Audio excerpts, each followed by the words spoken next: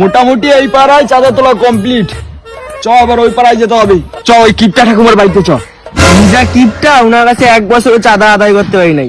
উনার কাছে ফালতু ফালতু যায় কোনো লাভ নাই। আরে তুই টেনশন নিচ্ছিস কেন? আমি আছি। এবার ঠাকুমার কাছ থেকে কিভাবে চাঁদা আদায় করতে হয় তা আমি ভালোভাবেই জানি। চয় ঠাকুমা বাড়িতে আছো? আরে আমরা এই পুজোর চাঁদা তুলতে এসছি। চাঁদা তো দিলাম এই কিছুদিন আগে, আবার কিসের চাঁদা? আরে ওটা দুর্গাপুজো ছিল আর এটা কালী পুজো।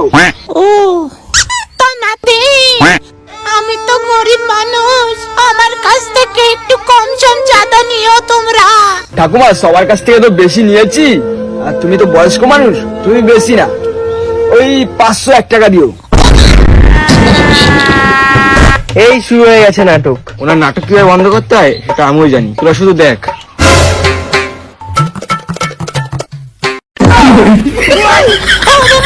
নাতি তোর গাড়ি দেবো লাঠি, ছায়া তুলে আমার প্যান্টটি দেখা, এখান থেকে পালা, নাহলে গায়ে মুতে দেবো মুখ পোড়ার দল। এই পালা বুড়ি মুতে দেবে গায়ে।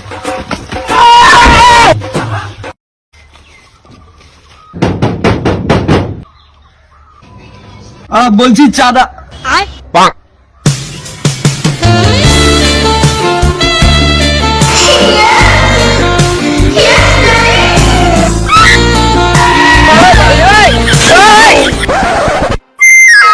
বৌদি, তোমার বর তো বিদেশে থাকে, তোমার নামে 1000 টাকা লিখলাম, তুমি 1000 টাকা চাঁদা দেবা। কিন্তু আমার কাছে তো এখন এত টাকা নেই। তোমার কাছে টাকা নেই তো কি হয়েছে, আমার কাছে তো আছে। এই নে বৌদির টাকা। ঠিক আছে ঠাকুরপো, রাতের বেলা এসো, তোমার টাকাটা দিয়ে দেব, সাথে দুধ চাও খাওয়াবো। এই চ চাঁদা তোলা হয়ে গেছে, চ আমার বাড়ির দিকে চ। বৌদি আসছি, আমি রাতে আসবো দুধ চা খেতে।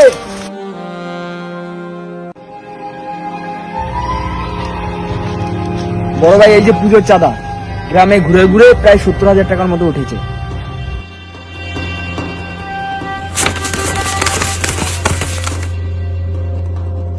এই নে, এই 10,000 টাকা দিয়ে পুজো করবি, আর এই 10,000 টাকা দিয়ে তোরা মাল কিনে খাবি। চল যা এখন।